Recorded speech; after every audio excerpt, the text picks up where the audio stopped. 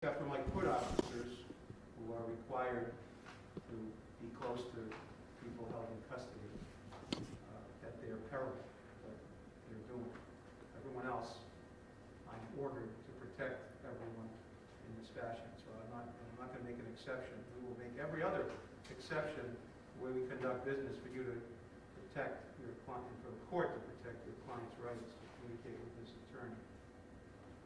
But first of all, I'm not having anybody sit next to anybody in the COVID era. We're trying to keep people safe, and I'm ordered to do it in this fashion.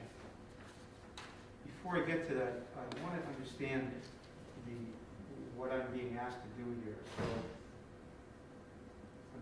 in docket 20-1283,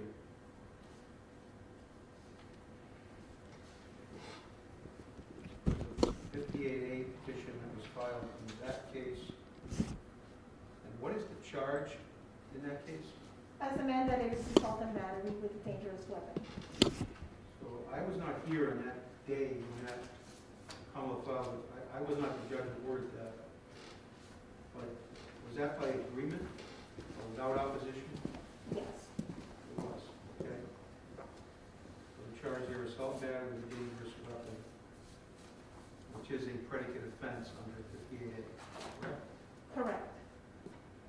Your Honor, I also was not the attorney at the time that the amendment was filed.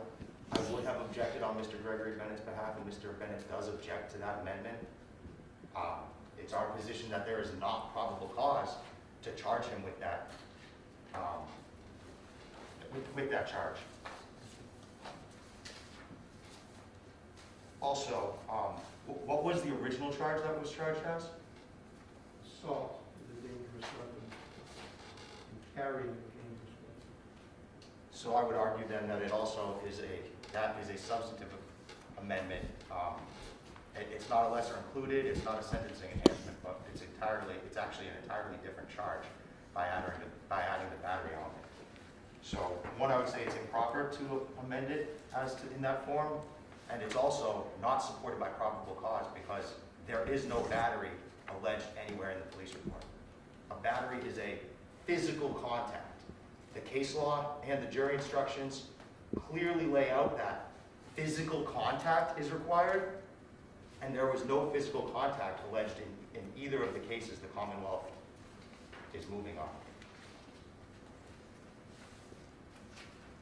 Well, the reason I raise it is because I noticed that the motion to amend was allowed without prejudice, quote unquote. I honestly don't know exactly what that means. I'm making some assumptions. I haven't listened to the recording. Pretty much, were you the attorney that was handling this? Yes, Your Honor. So out of the three of us, you're the only one that was here. You are correct. It was agreed to without prejudice, so as to bail. The Commonwealth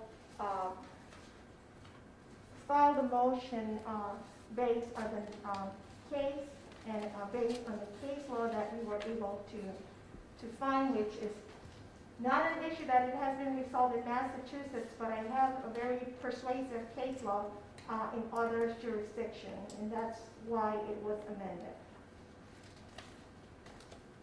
It is also a lesser included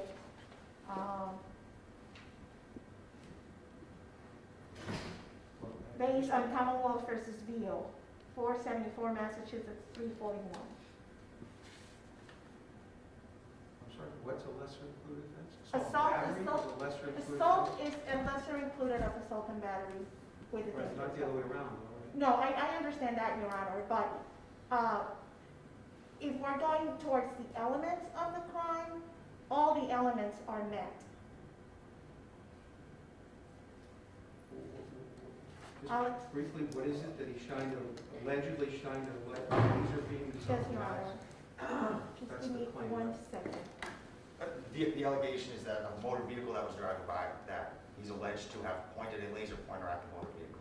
Well, And no, it's alleged he shined it in someone's eyes who was driving the motor vehicle, right? correct. Yes. Okay, And I'm not that's- saying he admits this, he's presumed to be innocent, let's just keep all clear on the same page. So that's the allegation. That is the And you're allegation saying that that supports probable cause for assault and battery. for assault and battery, that you Yes. say it's not a touching, and you say a laser beam is a touching. Well, I mean, I know it's a little more complex than that, but simplistically, perhaps, that's the allegation, right? Okay. Yes. So what did it mean to allow this without prejudice? On its face, that would seem to mean that Mr. Gillingham has the opportunity to readdress it if it's without prejudice, correct? I don't know what it means, Your Honor. There was nothing put on the record, but So a lawyer who You was were- appointed just for that day, someone from CPCS, Mr. Gillingham, didn't oppose it, I'm imagining, but asked, I really don't know, to be allowed without prejudice. And the judge allowed My it. understanding from speaking to that lawyer, was that this was going to be a bail request, that it was, Mr. Bennett was at the jail, the attorney called Mr. Bennett, spoke with Mr. Bennett, and prepared for a bail request. And then as the matter was being called into the court, a 58A was filed at that moment. And so the attorney had not prepared to argue a 58A, and that may have been why it was allowed without prejudice. I know it was late in the afternoon that the 58A was filed. I believe this case was around 3 o'clock that it was addressed. And there were numerous other bails that were to be argued after that case. And Your Honor, if I may, the original case that the defendant was here for was docket number 2017-1282. In the Commonwealth being preparing the case for in the middle of requesting bail, we found out that there were other cases out of this court coming down the pipe, but those cases were not complained as of yet. And that's when we inquired to the police department, who had said that they had filed those cases, but the complaint had not been issued. We asked, because the defendant was going to be arraigned, first of all, we amended the charges on docket number 2017-1282 and to the possession itself, which is the C portion of that statute. Then we asked for the other two files, and those were complained later in the day, and then we filed the amendment because it should have been complained as assault and battery. We filed the amendment, which was allowed without prejudice, and then we filed the 58A on those two matters. The only reason as to why we are not filing a dangerousness on docket number 2017-1282 is because the statute does not allow us to file a dangerousness hearing. To my surprise, despite the seriousness of the charge and considering the allegations in this case, we amended it to 266, section 102 small c, which is the actual possession. And that's what happened on that day. Okay. That's all good, but we're here today, so we're going to start with, take one step at a time. 21-283. Again, right now, because of the judge's allowance of the Commonwealth's motion, the charges in that case are assault and battery with a dangerous weapon, and carrying a dangerous weapon. So that's what the Commonwealth is going forward on. That is a predicate offense for a dangerousness hearing, correct? Correct. And similarly, assault with a dangerous weapon is a predicate offense for a dangerousness hearing, is it not? Or is it? I don't know, tell me. Either way. I believe it is, Your Honor. We do also, I just want to say that the elements of assault and battery with a dangerous weapon, I'm just going to be very brief because I guess if this is going to be an issue, it should be an issue for another day. But having said that, the elements of assault and battery is that the defendant touched the person of another, a touching in any physical contact, however slight. 2, that the defendant intended to touch that person. that the defendant, which just basically means that the defendant deliberately intended the touching to occur, and that the touching was not merely accidental or negligent. And 3, that the touching was done with a dangerous weapon. And as Your Honor is aware, the law considers any item that can be used as a dangerous weapon in that fashion, depending on the circumstances of the case.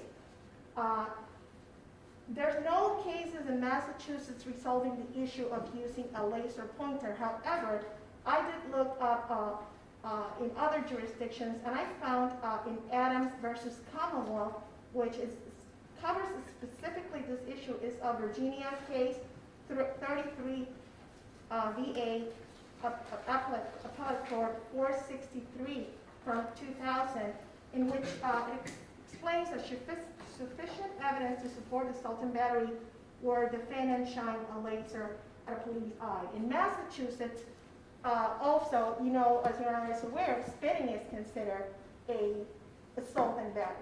And then and you spit, the item is out of your body, but it lands on someone else's body. That is assault and battery. In this case, the allegation is that the defendant pointed the laser beam at people that were actually operating a motor vehicle. One of the victims indicate that it touched his eyes and the eyes of the person that he was with, causing him to be unable to see the road ahead of him. Let me just interrupt, remind this. I'm not right now agreeing or disagreeing. I simply raised the question of what am I dealing with today based on the fact that it was without, I didn't know what that meant, allow without prejudice, meaning we're going to talk about it some more today or whatever. There's no further discussion apparently. It is what it is, allowed, and that's the amended charge. Go ahead. Based upon that, Your Honor, I would move, prior to this hearing beginning, to undo the amendment, because it was allowed without prejudice. I don't think it should have been allowed. And before allowing an amendment, the court needs to make two determinations. One, that it's an appropriate amendment pursuant to Rule 4 in Commonwealth v. Williams, and then secondarily, that taking the evidence in the light most favorable to the Commonwealth, that there's probable cause to support each and every element of the charge. And the amendment must fail at that point of the determination, because what the Commonwealth... Do you think that I can make that determination? You're making point number 1. It shouldn't have been allowed. You say procedurally, or you say just substantively? Both. Okay. Well, let's address your procedural argument first. Go ahead. What was wrong with the judge doing that, or at least me denying your motion to... It's different than an amendment to, say, a subsequent offense, or a third and subsequent shoplifting, or to change a date of offense. This is an entirely different charge. It's now alleging a battery, whereas initially only assault. All right. That is true, period. That is absolutely true. Attorney Montes, you agree with that? I think, right? The charge of assault with a dangerous weapon is not the same charge as assault and battery. It adds an element. It has an extra element, yes. In this case, the application for a criminal complaint was for assault with a dangerous weapon, not assault and battery, right? Correct. The judge allowed the Commonwealth's motion to amend to assault and battery, adding an element. So procedurally, was the judge authorized to do that, or is that something the clerk has to do? Your Honor, I have to say that it was by agreement without prejudice. That's the only thing So here we that I are, have to say. without So here we prejudice, are. and now And Your Honor, I wish this could have been brought up before today's hearing, yeah, but it didn't. So. yeah, I wish so too. So why need to even get into whether a laser beam in someone's eye allegedly is assault and battery? In Massachusetts, if there's no case law on that issue, it certainly may be. I'm not saying it is or isn't. But procedurally, if you were, I'm understanding it correctly, you're objecting and asking me to readdress that. It was set up. It was denied, was decided, quote, without prejudice, unquote. Is that right? Yes, Your Honor. Okay? Just putting aside what other states say or what the law should be or is, I'm not necessarily disagreeing with you. Again, whether this would make out the elements, but procedurally, can a judge, the Commonwealth's request, simply change this to another offense that has an added element? I would say if the parties agrees, yes. The party agrees. The problem is that what does it mean without prejudice? What does that mean? Does the party agree? I don't really know. It was set without prejudice, so here it is before me.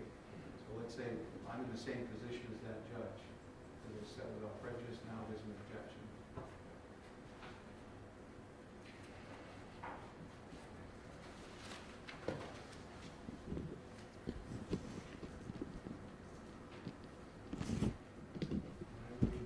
I read without prejudice, meaning any judge can decide this. Similarly, bail is set sometimes, and when asked to do without prejudice, that the lawyer who's going to be handling the case appear and argue so that on the day of arraignment, it's not a final decision. All right. So I'm going to make a finding, then I'm going to allow the Commonwealth's defendant's motion to readdress that issue. I'm going to find that procedurally the judge did not do this. That the complaint process requires that this go back to if you want to amend, you need a new complaint. Again, the defendant waived his right to agree to this amendment. I mean, he gets another complaint issue, but that's, and as far as the dangerousness hearing, I believe this is still a predicate offense. That's my belief as well, Your Honor. Okay, so the next thing, is this the same allegation in both cases, 1283 and 1284, just on different dates? It's different victims, different dates, different places, yes. Okay, so Not the same, but it's the same allegation. Same history, right? Same history, correct. Complainted as assault with a dangerous weapon, amended with a statement would be allowed without prejudice. Are you raising the same issue in both cases? Yes. So they're exactly the same for all, except for the danger offense and the alleged victim? I understand, Your Honor. Pardon me? I understand. Yeah, okay. Well, this is for the record, again. No, absolutely. The appellate issue is being raised here. In the case of this gravity, when I think it is better to address these at the front end rather than later on. But I agree with the defendant. So the defendant's oral motion to reconsider, revisit the motion to amend was allowed without prejudice. Is allowed. The charge at this point is amended back down to assault with a dangerous weapon. There was a third, I didn't mean to interrupt, Your Honor. There was a third motion to amend. I don't know if defense counsel wants to object to that now. It was also without prejudice, and that it's stuck on. I'm sorry, is that in this case? In the 1282. We'll get to that one in just a second. But the charge now, again, reconsidering the motion to amend From A to C. is allowed. We wouldn't raise an objection to that one at this point. I'm going to get to that case in just a second. The charge here is, again, assault with a dangerous weapon, which is still a predicate offense under 58A. Your Honor, I would suggest to the board that it is not a predicate offense. 58A is not applicable to the facts addressed in these cases. The language in both 58A and in the Commonwealth's motion is a felony, that the defendant is charged with a felony offense that has an element of the offense, the use, attempted use, or threatened use of physical force against the person of another. And the key operative word there is physical force, which we don't have here. The Commonwealth, in their analogy, likened this to spitting.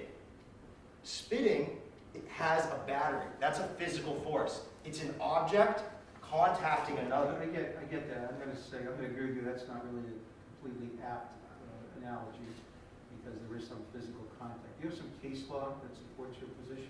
Yes, Your Honor. A laser beam, again, allegedly, a laser beam in someone's eyes is not physical force for purposes of these statutes. What I have, Your Honor, the Commonwealth's right. There's not a case in Massachusetts that says a laser pointer is physical force, and that's simply because it's not. I've scoured many of the jurisdictions, and what people are charged with in other jurisdictions when they point, and in Massachusetts, when they point a laser pointer at someone, is usually disorderly conduct or criminal mischief or something of that nature.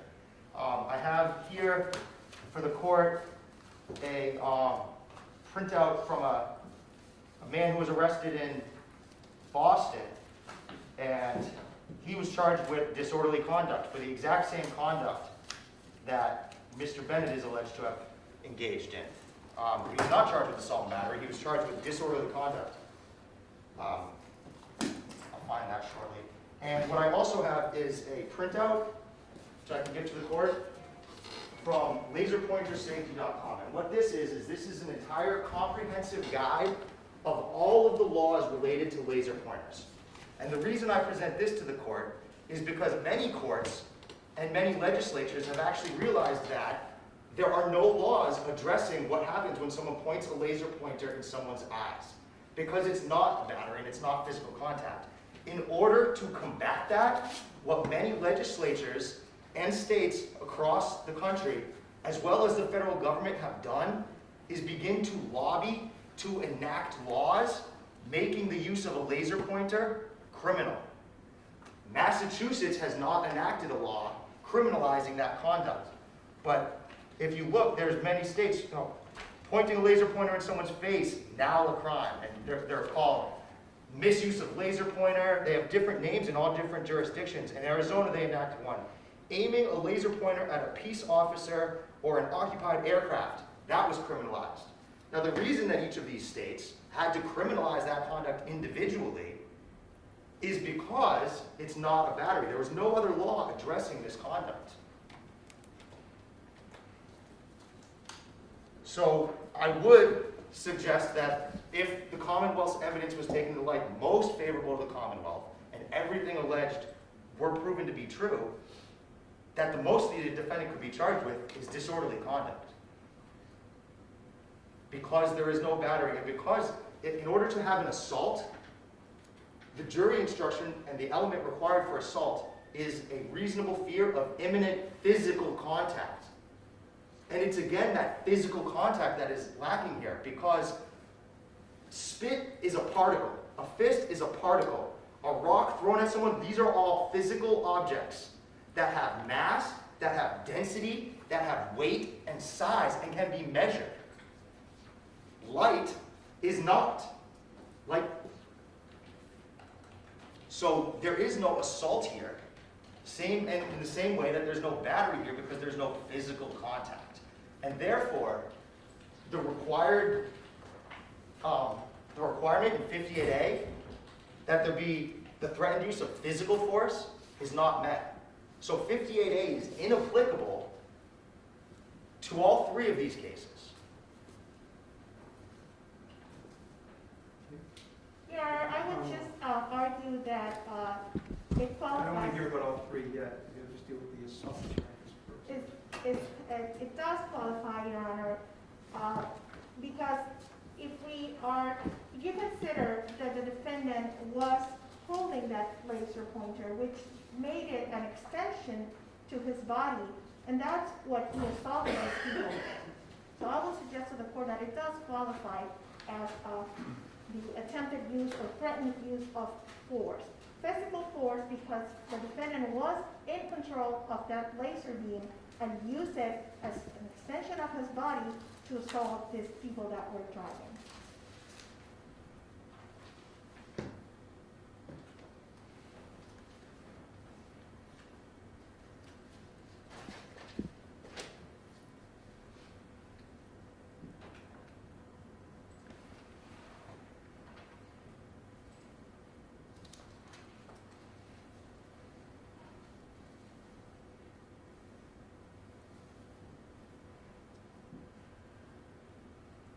Your Honor, I just have to say, that is in one of the cases that the Commonwealth filed. The second case is involves a person that was on the street. The defendant pointed the laser at this individual and then used the word boom, imitating a gun.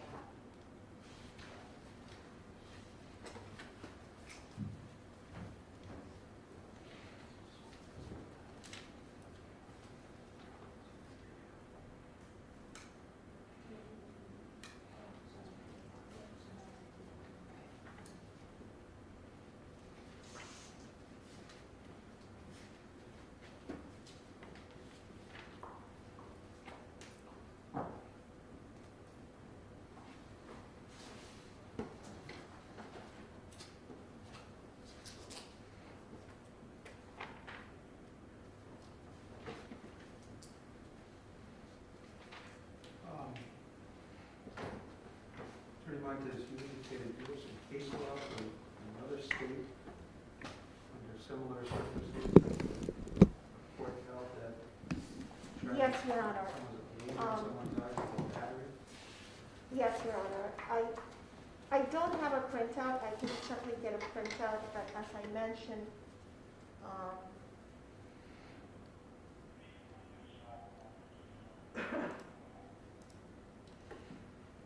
that is Adams versus Commonwealth, 33 VA.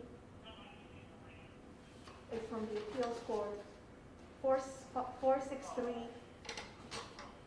there's 33 Virginia appeals court, 463 is a 2000 case. Able to get a copy of that? I can certainly, Physically have the ability at this moment.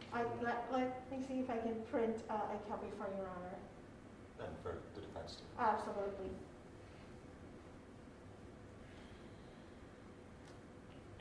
Now, Your Honor, Virginia does have a specific law, which is 18-25701, pointing a laser at law enforcement officer unlawful. Penalty, if any person knowing or having reason to know another is a law enforcement officer and points a laser pointer at him, then essentially that's a crime. So Virginia has a specific law codifying pointing a laser at someone as a crime. But Massachusetts does not.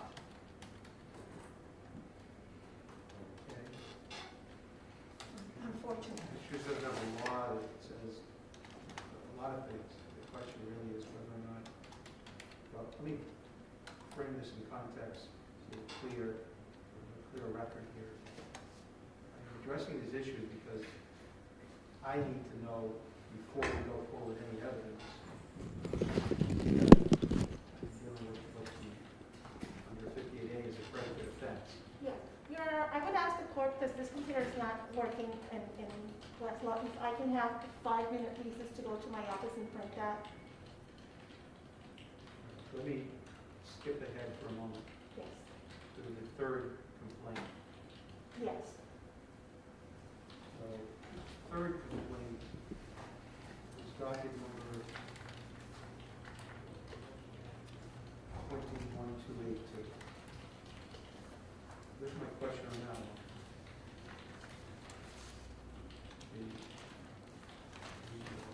The application for a criminal complaint listed chapter 266, section 102. It did not specify what section of 102. But it alleged possession or control of an incendiary device / material.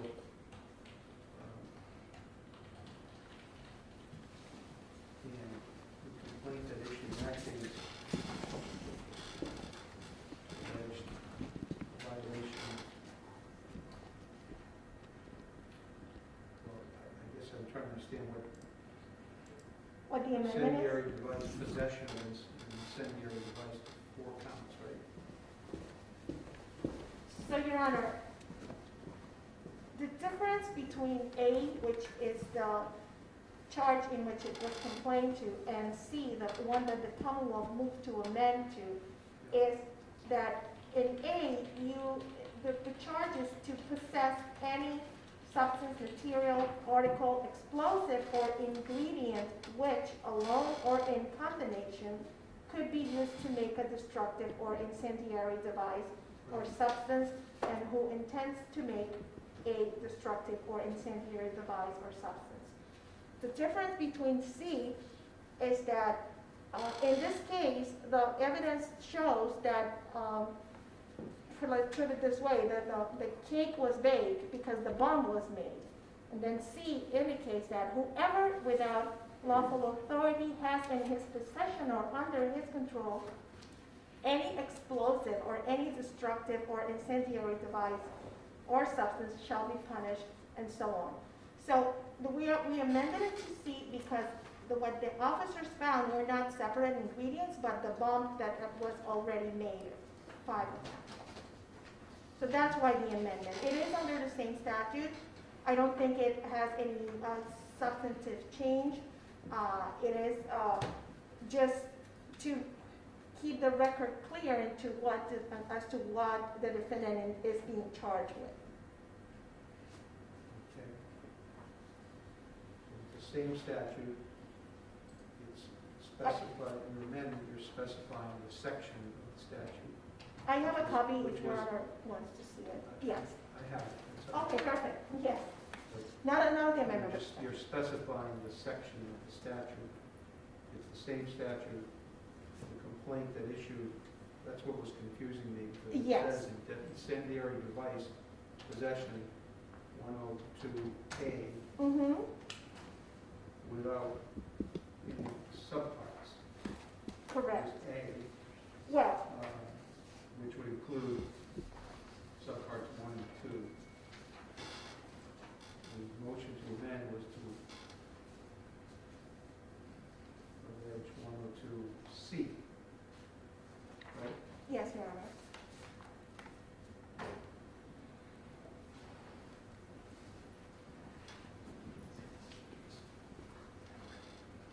Okay. I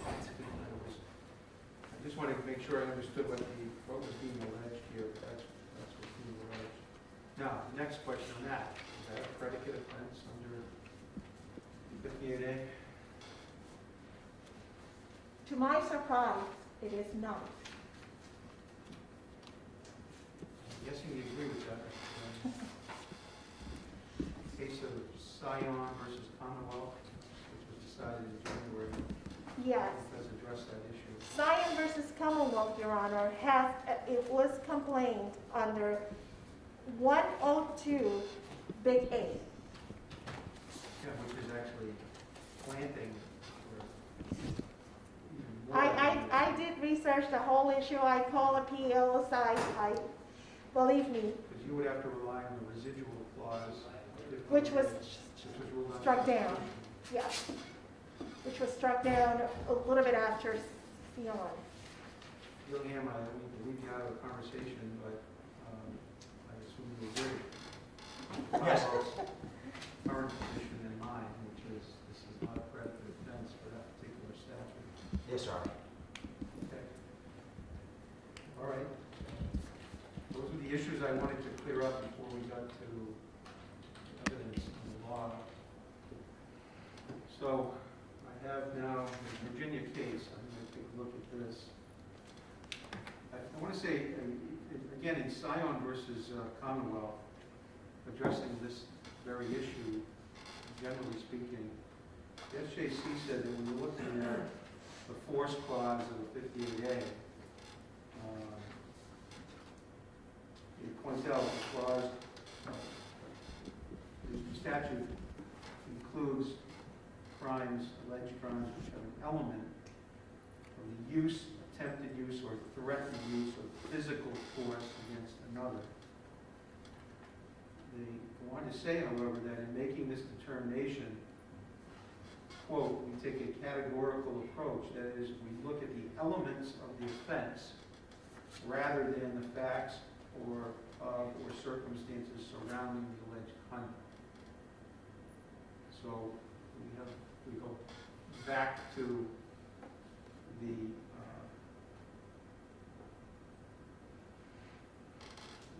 since I've already ruled that the charge here is assault, we look at the elements of an alleged assault with a dangerous weapon as opposed to the facts and circumstances of the conduct based on what I just read.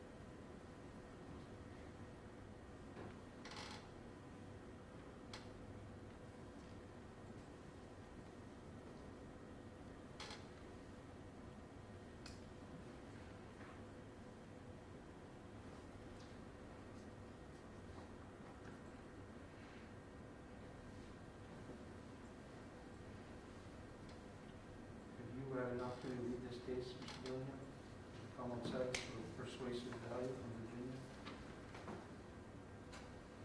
I think this precedes your argument about the laser beam. I'm guessing the laser beam statute comes after this 1998 decision, if I'm wrong. I don't know the date that the statute was enacted. If the statute came first, then that would certainly explain. I don't know, but I would say this Virginia case is entirely uncontrolling here and not relevant. Virginia, what they're doing. No, it's not controlling. I said for persuasive value. You have no case that supports your position. Well, Right. the cases that I would cite to are the entire body of assault and battery law and the entire body of assault law. And that's because what the statute says, what the jury instructions say, and what all the cases that address it say is a physical contact Does is any one required. of them address the laser beam? No, Your Honor, they don't. But All they- of the law was written before laser beams existed, right? Particularly in a form where people have them in a pen in their pocket. So sometimes the law But catch up with the courts have addressed what is an assault and what is a battery. And what every case in Massachusetts says is that physical, they use the word physical. So what we then have to do is interpret the word physical. Yeah. In order to support the Commonwealth's argument, we would need to interpret the word physical to physical contact to include light, and it simply doesn't. Virginia doesn't in their analysis of whether this is a battery, they don't use the word physical contact anywhere in their analysis. And that's because their statute's a different statute than ours. Massachusetts' statute has the word physical in it. Virginia is saying, when they look to what their battery law is, they say, because the underlying concerns of battery law are breach of the peace and sacredness of the person, the dignity of the victim is implicated, and the reasonable and offensiveness of the contact must be considered. So they're not discussing physical contact anywhere in their analysis. The word physical isn't in here. But because Massachusetts legislatures and the Massachusetts law puts the word physical in it, we can't ignore that. Yeah, I just want to say it is true that there is no case in Massachusetts, and as Your Honor stated, I'm offering the Virginia case only for persuasive, and it's a very good analysis as to how the court approached it. There is no case in Massachusetts, on the contrary, that says that assault and battery can be caused with a laser pointer. So there's no case saying that it cannot be considered as. The problem is that there is no law in regards to that, and I think we are a step behind in terms of how other jurisdictions have interpreted the use of a laser pointer.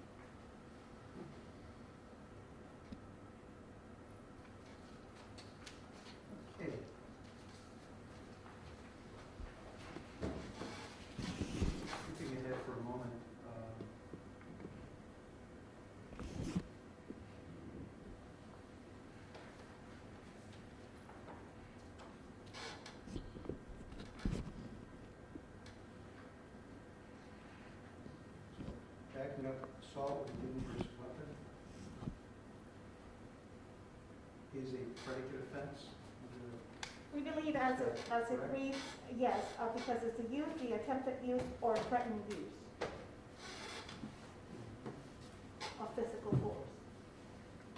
So if the, And my argument to that is that physical force was used when the defendant decided to use the laser pointer as an extension to his body.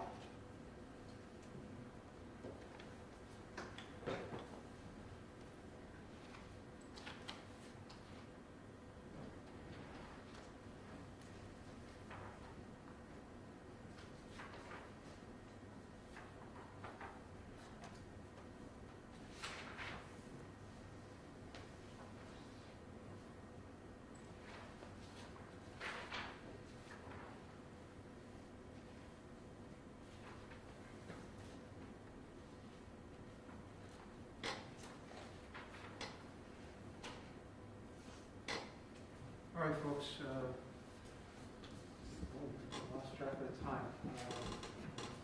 Longing for a little recess here. I'm going to take a recess. I'm going to come back with my ruling on whether, under these circumstances, Holyoke can go forward with the dangerousness here. There's also a motion to revoke bail by the schedule today. No. Oh, that's on, no, there is no motion to revoke bail. No. Last case. All right, see you at 2 o'clock. Court, all rise. Court stands in recess.